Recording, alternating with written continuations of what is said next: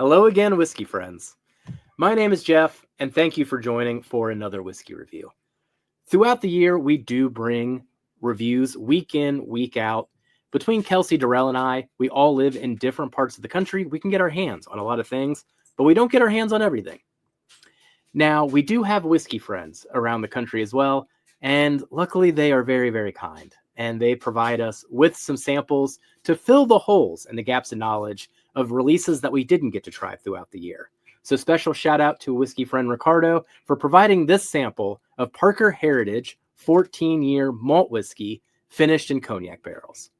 This will be my first impression of this whiskey. I have not taken a sniff or a drink of it yet.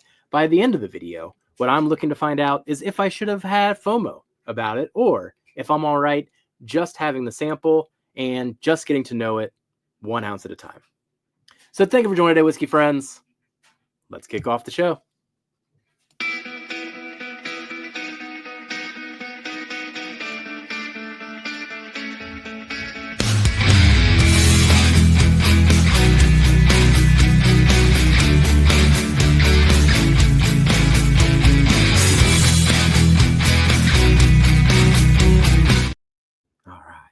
Well, I don't have a bottle to show everybody, given that this is a sample.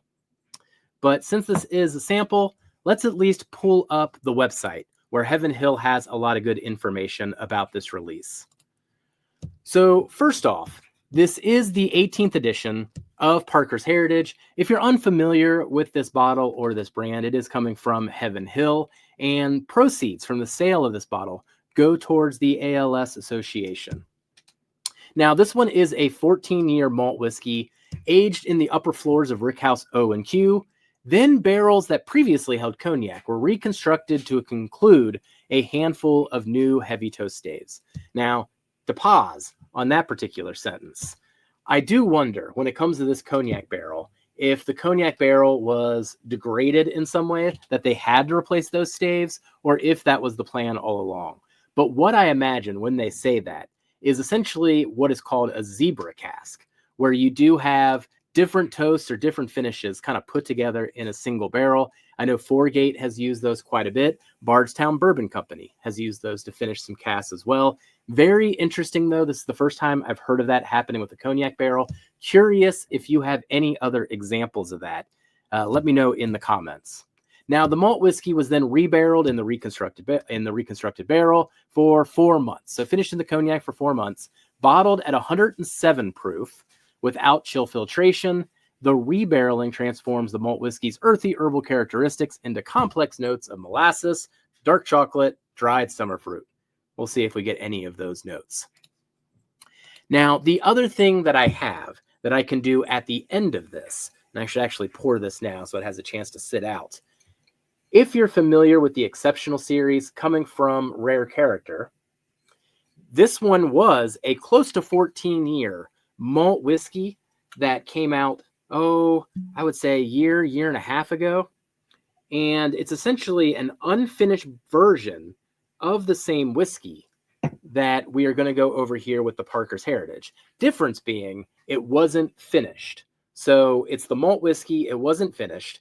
And this one is 112 proof single barrel. And note in the description, it said it was proofed down to 107. So they probably didn't proof things down too much from barrel strength when you think about it that way. The other thing that I'm interested in as I do this comparison is just going to be whether I like this profile in general when it comes to Heaven Hill's malt whiskey. All right. Let's get into this one here. This is the Parker's Heritage. The Parker's Heritage will be in this taller glass. When we get to it, the smaller glass will be the Exceptional series. All right, we're going to go through the nose, then to the palate. So cheers, everybody. So coming off the nose there, very, very interesting profile. You know, it's going to be interesting to go back to this Exceptional series and see if I get any similarities. The thing that sprung in my mind first was almost those waxy bottle candies that are filled with the syrup, with that like cola flavored syrup in the middle. If you remember those old school candies, that was the very first thing that hits my mind. There is quite a bit of oak on this. It is 14 years old, but it is hefty and very weighty oak. In terms of the fruit, got lots of dried cherries to dried raisins, and there is definitely an herbal quality to this. So they mentioned in that description that the herbal quality was replaced because of the finishing. Man, I'm getting a lot of it there. The other thing that I got on there that was a bit surprising comes across with this bit of brightness at the end, but get a little bit of custard. All right, let's go into the taste here. Cheers, everybody. The palate on this one, man, I am conflicted going through this. It does have a nice, rich, oily mouthfeel. Up front, I was getting just dark fruits, dried fruits again, kind of in a raisin, pruny, fig kind of range. A lot of pepper going on, like black pepper.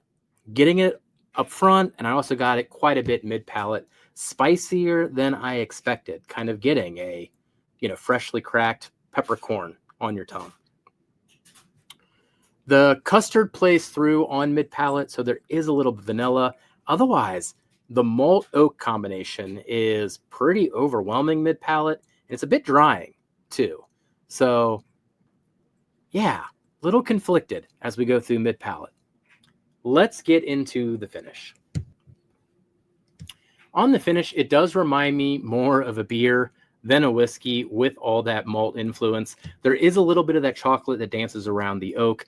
Man, that black pepper note just continues, and it lingers like on the back of the throat. It actually had this very strange sensation where that black pepper note was lingering in the back of the throat, causing me to salivate, but then the rest of the experience was drying me out at the same time. So it was taking me a little bit for a whirlwind there.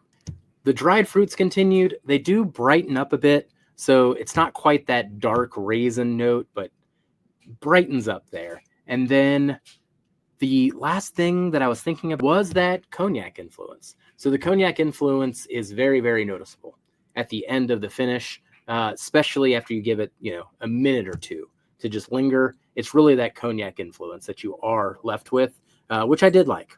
So did take this pour through our scoring system as I went through this experience. Didn't net out too well. Now, if you're familiar with our scoring system, you can essentially group it into 3 different constructs: a flavor score, an experience score, and a value score.